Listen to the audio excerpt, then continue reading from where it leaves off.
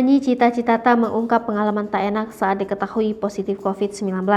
Bukannya harus menjalani isolasi mandiri, Cita Citata malah dipaksa bekerja oleh manajemennya. Padahal Cita Citata mengakui dirinya tak enak badan saat diketahui positif COVID-19.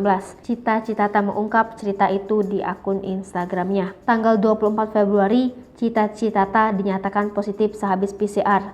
Siti memang masih 38. Tidak begitu parah, tapi gejala dan rasanya badan sakit semua, minta ampun. Tanggal 26, Cita Citata ada event di luar kota. Dan manajemen yang katanya manajer artis lebih mentingin wajib berangkat dalam keadaan positif.